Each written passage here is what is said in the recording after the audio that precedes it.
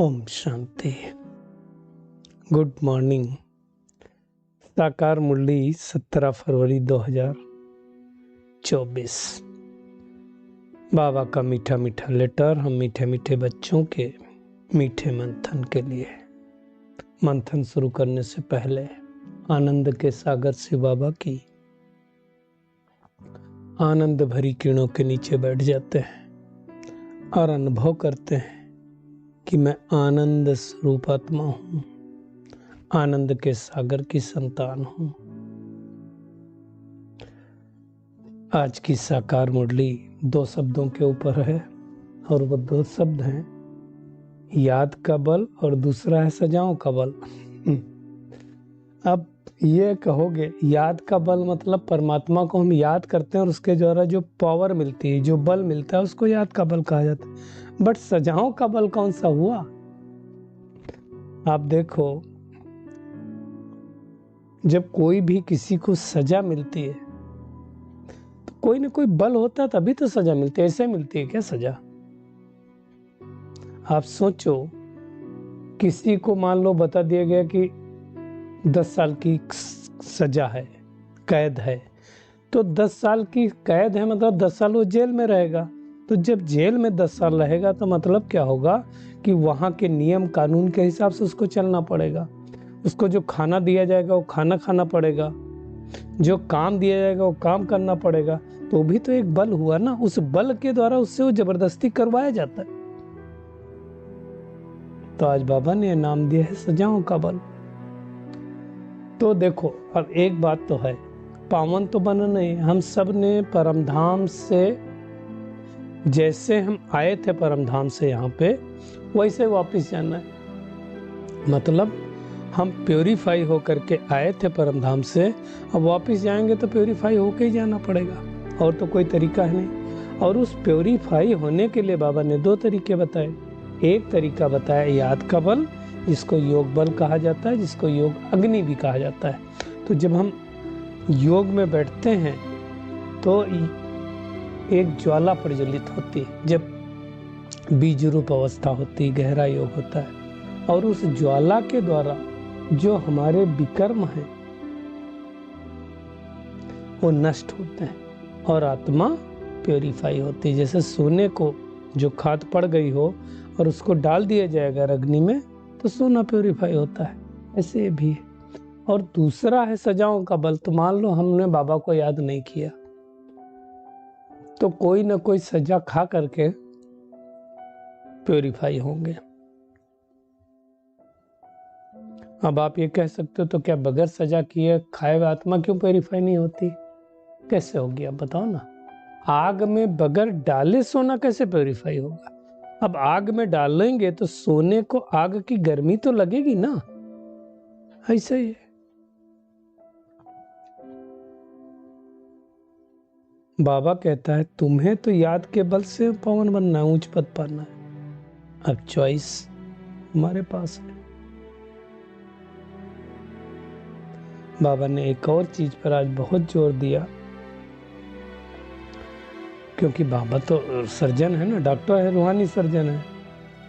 तो बाबा कहता है कि देखो, कभी भी खास करके आप देखो होम्योपैथिक वगैरह में या आयुर्वेद में जब कोई दवा देते हैं तो कहते हैं बीमारियां उथलेंगी। तो बाबा कहते हैं कि तुम्हारी जो माया की बीमारी है वो भी उथलेगी। अब देखो होता क्या है, जब हम ज्ञान में चलते हैं तो ज्यादा बीमारियां उछलती है। एक्चुअली ज्यादा उछलती नहीं, होता क्या है कि पहले तो हम मुरीद थे माया के, तो हम जो भी करते थे तो माया के ही थे ना। तो जब हम माया के थे तो हमें उस चीज की फीलिंग नहीं आती थी कि ये गलत है। तो जो गलत ही नहीं है तो उसके विचार कैसे चलेंगे? तो वो सही लगता था। अब जब बाबा ने ज्ञान दे दिया, नॉलेज दे दी, तो हमको जो चीज हो रही है थी वो गलत लगने लगी, है ना। अभी जैसे कोई बच्चा है, मान लो वो स्कूल जाए और स्कूल से पेंसिल उठा करके ले आए, किसी की रबड़ उठा करके ले आए, तो माँ बाप के लिए तो शॉकिंग हो जाएगा। लेकिन बच्चे को पता ही नहीं ये उठाना चोरी कहा जाता है। वहां रखा था, उठा लिया, उसने ले लिया, तो उसके लिए तो साकिन नहीं होगा ना। ऐसे हम भी थे, माया के मुरीद थे, माया के कहे अनुसार चलते थे, तो हमको पता ही नहीं था कि ये पाप कर्म है, तो हम करते थे। तो इसलिए अब क्या होता है, जब बाबा के बने तो धीरे धीरे हमने क्या किया, कमी कमजोरियों को दूर करना चालू किया। अब दूर करना चालू किया तो पता चलने लगा ये भी कमी, ये भी कमी, ये भी कमी, ये भी कमी, ये भी कमी। तो क्या करें?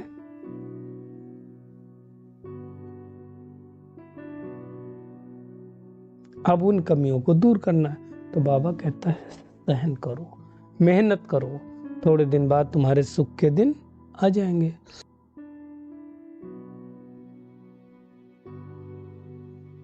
तो मेहनत करनी है।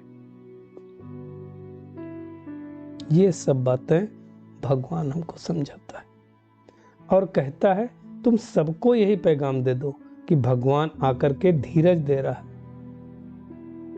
है ना, कि अब थोड़े दिन हैं। जैसे कोई बीमारी जब खत्म होने की होती है तो कहते बस अब थोड़े दिन है, ठीक हो जाएगी। ऐसे बाबा कहता है छीछी दुनिया में थोड़े रोज है, फिर हम नई दुनिया में जाएंगे। उसके लिए हमें लायक बनना है, वहां तो कोई रोग सताएंगे ही नहीं।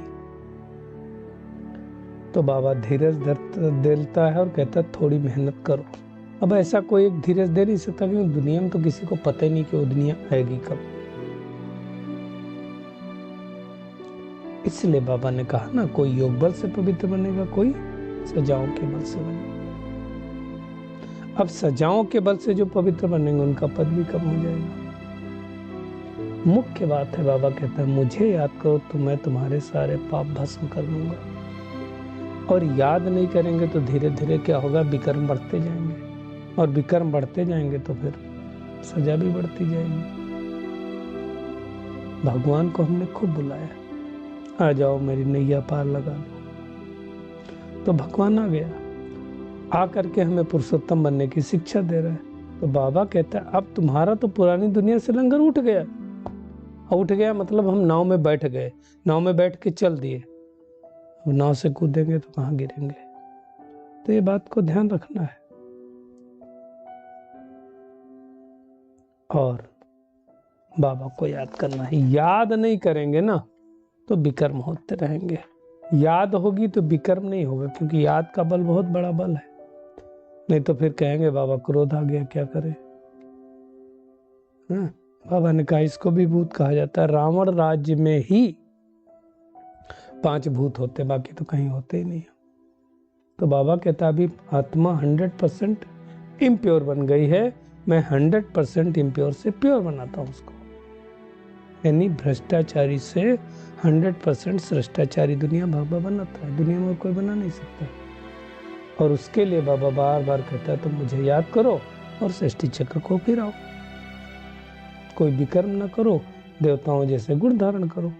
बस बाबा ने आज दुनिया के जो भूत होते हैं उनको भी याद किया। बाबा ने कहा कि इस समय सब मनुष्य इबिल हैं। जैसे दुनिया में देखो जो इबिल सोल होती है, जिसको घोस्ट कहते हैं, वो सफेद छाया के माफिक दिखाई देते हैं, और वो आत्मा एक दो को शरीर द्वारा दुख देती है। शरीर नहीं है तो भी दुख देती है, किसी के अंदर प्रवेश कर गई तो उसको दुख देती है। रावण को भी इबिल कहेंगे ना। तो एक दो को अब इस समय तो दुखी देते रहते हैं, किसी में काम की आदत, किसी में क्रोध की, किसी में लोभ की, किसी में तंग करने की, किसी में नुकसान करने की। तो ये भी तो दुख देना हुआ ना। अब बाबा कहता है ये दुख देना बंद करो और क्या करो, मुझे याद करते रहो और दैवी गुण धारण करते रहो। कोई हम विकर्म नहीं करेंगे तब तो विकर्माजीत बनेंगे, नहीं तो कैसे विकर्माजीत बनेंगे। इसलिए देखो दिखाते हैं विकर्माजीत संवत 2500 वर्ष के बाद शुरू होता है। तो अब सत्युग आएगा, उसके 2500 साल बाद चालू होगा। कल भी बाबा ने कहा था, आज फिर से याद किया मोहजीत राजा की कहानी। है ना, मतलब नष्टो मोह। सतयुग में कोई का किसी के साथ मोह नहीं होता है। बाबा ने कहा 2500 वर्षों में जो पाप हुए ना, उनको तुमको इस पुरुषोत्तम संगम युग में नष्ट करना है। तो ये तो बड़ा काम हुआ, जो हमको 10-20 साल 30 साल मिलते हैं उसमें नष्ट करना है ना। और उसके लिए क्या करना पड़ेगा, और संग तोड़ करके एक बाबा के संग जोड़ो, तो योग अग्नि से पाप भस्म होंगे। एक्चुअली संग भी हमें बहुत दुख देता है, हम पता नहीं किस किस का संग कर लेते हैं। कोशिश तो करनी चाहिए इस समय श्रेष्ठ आत्माओं का ही संग हो। बाकी बाबा ने आज स्पष्ट रूप से ड्रामा के बारे में कहा कि ये ड्रामा तो अनादि है। कई बच्चे कहते हैं ये ड्रामा क्यों बना। किसी आत्मा का मान लो कलयुग के लास्ट में आई वो आत्मा और आकर के एक जन्म में ही चली गई, उसमें उस आत्मा का क्या दोष है। उस आत्मा को सतयुग में क्यों पार्ट नहीं दिया शिव बाबा ने।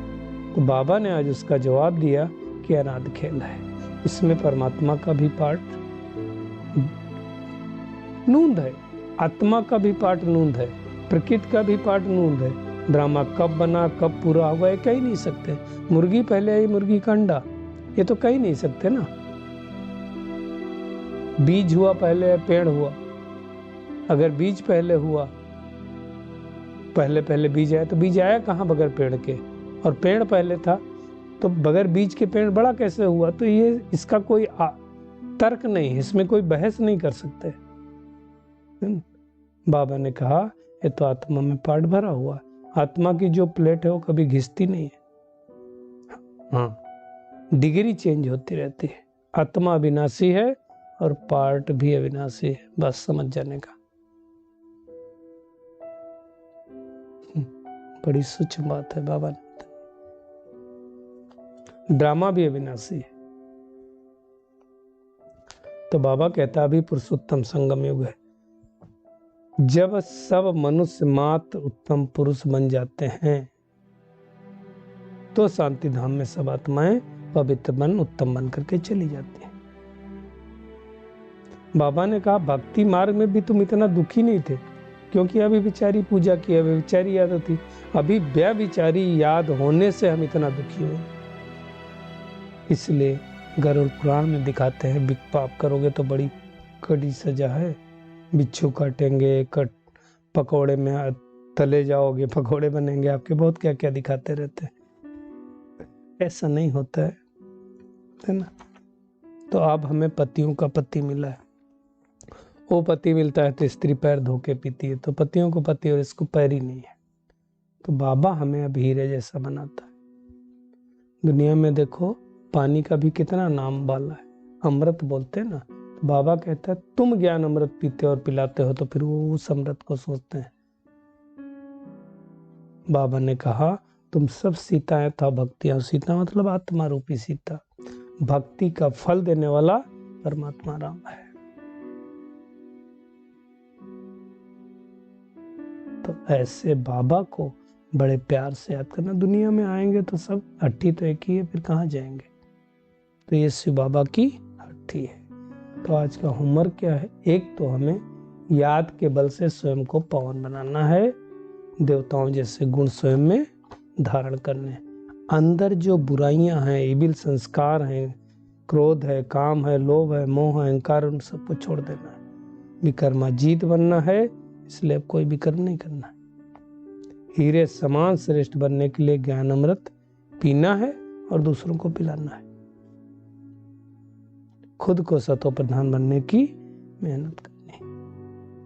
आज का बाबा का वरदान है, बुद्धि को मेरेपन के फेरे से निकाल, उलझनों से मुक्त रहने वाले न्यारे ट्रस्टी भव। बाबा कहता है जब बुद्धि कहाँ भी उलझन में आती है तो समझ लो कोई ना कोई मेरापन है। उलझन तभी आएगी, नहीं तो आएगी नहीं। और जहां मेरा हुआ, मेरापन आया, वहां बुद्धि का फेरा लगा। तो बाबा कहता गृहस्थी बनकर सोचने से गड़बड़ होती, इसलिए ट्रस्टी बन जाओ। मेरापन, मेरा नाम खराब होगा, मेरा ग्लानि होगी, ये सोचना ही उलझना है। कि जितना सुलझाने की कोशिश करोगे उतना क्या होगा, उलझते जाओगे। इसलिए बाबा ने कहा ट्रस्टी बन जाओ और उलझनों से मुक्त हो जाओ। भगवान के बच्चे उलझनों में आ नहीं सकते हैं, तो उलझनों से हमें क्या बनना है, मुक्त। और उलझन से मुक्त होने के लिए मेरेपन से, मैंपन से मुक्त होना है। स्लोगन है, बड़े बाप के बच्चे हो, इसलिए क्या करो, ना तो छोटी दिल रखो, ना छोटी छोटी बातों में घबराओ। कई बार बाबा ने कहा है, बड़ा बाप छोटी दिल में नहीं रहता, तो हमें अब क्या करना है, बड़ी दिल रखनी है, फ्राक दिल रखनी है और घबराना नहीं है। भगवान हमारा साथी है, जिसका साथी है भगवान, उसको क्या रोकेगा, आंधी क्या तूफान। तो ऐसे बाबा को बड़े प्यार से याद करना है। शुक्रिया मीठे प्यारे बाप दादा, शुक्रिया आप सभी का इस मीठे मंथन के लिए। अच्छा, ओम शांति।